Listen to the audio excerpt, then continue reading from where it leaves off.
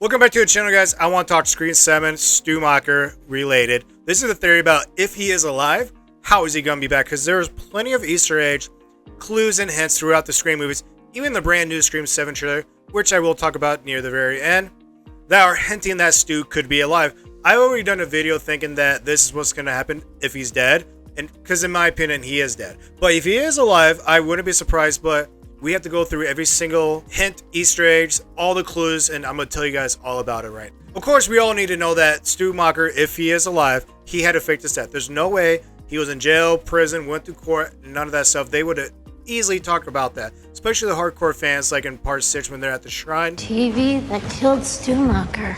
If you believe he's dead. They would have known if he was in jail or not. So the only way he had to fake his death, they had to have some help. We know that Roman Bridger was a part of the original movie. We know he helped Billy and Stu, so it's very possible Roman had something to do with it. Once I supplied the motivation, all the kid needed was a few pointers. Have a partner to sell out in case you get caught, find someone to frame. It was like he was making a movie. You. This is all because of you. But I think personally, if you ask me, it has nothing to do with Stu Macher's family, because I think Sheriff Burke, because if he was going to fake his death, he needed some insight, and I think Sheriff Burke is that guy. I think he's the one that got him out of there, faked his death, cremated his body. He jumped! Oh my God! Jumped! And been hiding out ever since. And I'll get into the Easter eggs about what he's been doing. But really, that is the only way I can think of how he would have faked his death. But I mean, like, let's start over Scream 6, by the way. Because we all know the killer Quinn. Because she revealed that her favorite character is Stu Macher. She has the mask. I got Stu Macher's mask. He was my favorite. And how did she fake her death? A police officer, even though it was her dad, he's the one that got her out of it. You didn't see that one coming, did you? Yeah, because you died. Kinda didn't. So, it was a good way to get off the suspect list. Yep, and I just made sure I was first on the scene so I could switch her body out with a fresh one. You'd be amazed at what a grieving father can get away with. So if they can do it with technology and cameras and all that stuff, Sheriff Burke could easily have done it back in 1996.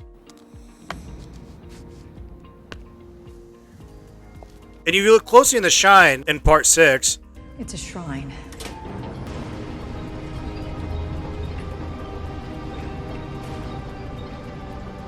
you see a lot of stuff, but you don't see Stu Macher's original shirt. You see like that red robe and all that stuff, but you don't see his shirt. Why is his shirt not there? Because it was with Stu Macher when he got out of there. And who else do you think paid for the shrine? I went through their financial records dozens of times. This was not in any of them. Hey, how'd they get all this stuff? I mean, isn't this evidence? Well, cops like money, and Because Stu Macher does come from a rich family. Whether that his real family or not his real family, that's another clue. But someone had to pay for all that shrine. Stu Macher has a lot of money, guys. And if it's not Stu Macher, it's definitely Stu Macher's sister, because I still think Stu Macher's sister is going to be the killer for part 7. She easily could be helping this. But let's back it up to Scream 5. There's a lot of clues, especially in the opening scene when he's talking to Tara. There's like 3 things that stick out to me where this could be Stu Macher talking to Tara. Like, he doesn't know what elevated horror is, because that's a brand new thing. Well, it's elevated horror. What does that mean, elevated horror? When she's talking about like super 90s, he gets a little offended by that. And it was like super 90s. It was like really overlit and everyone had weird hair.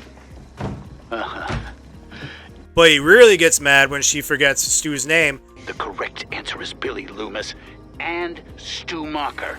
There are 2 killers in the original stab. And you're really gonna tell me that Amber Freeman, the little girl, killed Dewey? There's no way. That does not line up for Dewey's death. When Ghostface kills Dewey, he's like, it's an honor. Because that feels like something Stu would say. It's an honor. And the way Dewey died, that's pretty much exactly what Stu said in the first movie about how you gut somebody. It takes a man to do it. There's no way a girl could have killed him. That is so sexist. The killer could easily be female. Basic instinct. Casey and Steve were completely hollowed out. And the fact is, it takes a man to do something like that. Take a knife, and you slit him from groin to sternum. You gotta remember, when Amber died in 5, she said she wanted to be part of something. Dad, please, it's not my fault. I'm just a dumb kid. I just wanted to be a part of something. So, of course, she met Richie online, but Richie must have been part of something already. And what was that? I think that is Stu's cult. Ever since my parents bought this house, We realized pretty quickly we had similar ideas. But let's go all the way to the first movie where Stu Macher supposedly died. Because when that TV fell on him, it wasn't that heavy. Because you saw in Scream 6 when Kirby's running around, she's getting chased, she throws that TV no problem.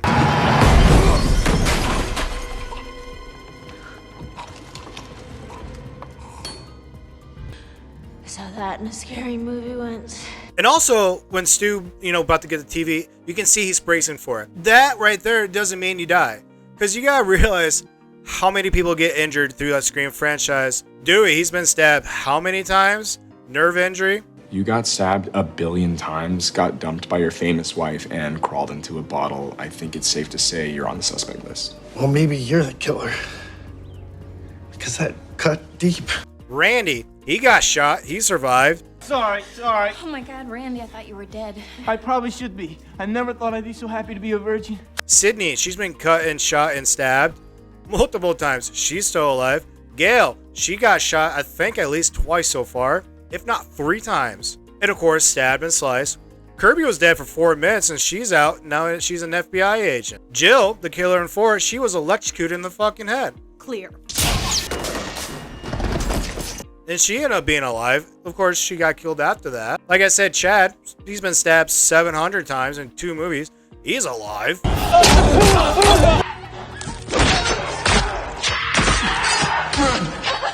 Billy, he was shot and stabbed, and he was going to be alive.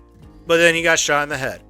Stu, I don't know how many times he got stabbed. So yeah, Stu Macher could easily survive his shit because a lot of people have done worse. Outlaws, angry drunk people, scorned hookers, hungry animals, diseases, major and minor injuries, Indians, the weather. You can get killed just going to the bathroom. Because we all know the original script for Scream 3 was supposed to be Stu coming back and being the leader of the cult. Originally, I was supposed to do, and this is out there now, but I was supposed to do 3.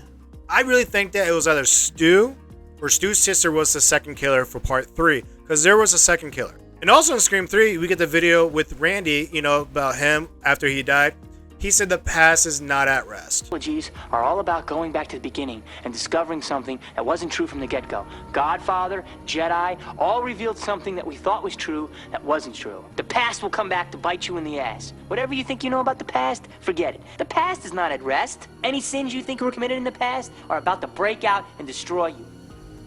So the way I look at this is Kevin Williamson is back to direct this movie, Scream 7. He wrote 1, 2, and 4. He didn't write 3 because he ended up directing his very first movie. I think this is him coming up with his own Scream 3, so to speak. He wants to bring back that Stu, that cultness. He knows everybody wants Stu back. It's very obvious. And I'll talk about Scream 7, the trailer, for a second, because that really backs up what I'm talking about. But you also gotta realize Stu was never shot in the head. To get shot in the head, that pretty much says you're dead in this franchise.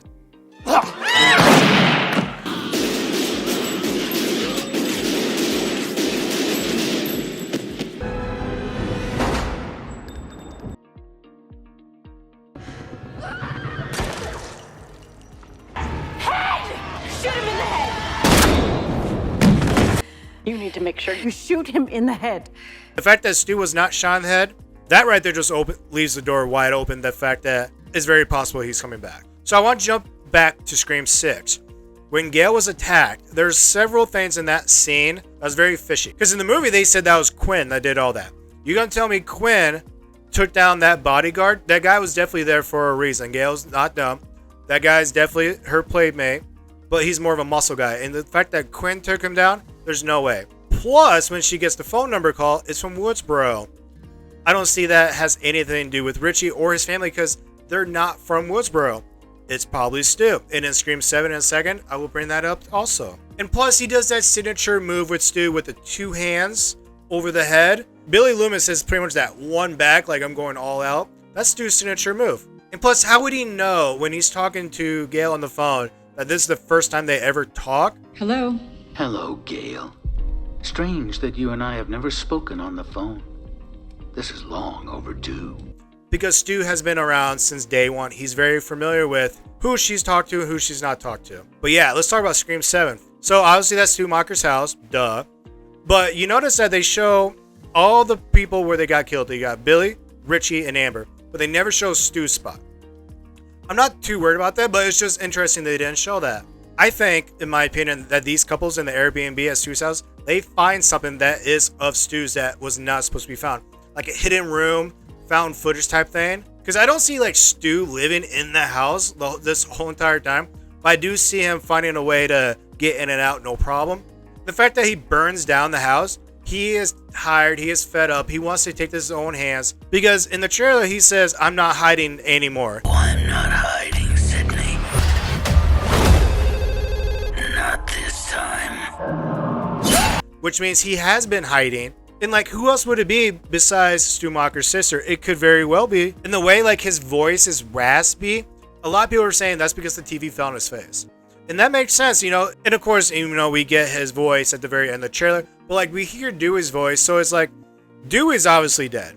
So it's like, is Dewey gonna be an AI? Which means there's a good chance that Stu might be an AI. I really hope not, to be honest. I really think Stu Macher might be alive. Before this trailer for Scream 7, I really thought he was dead. And it's gonna be like a found footage.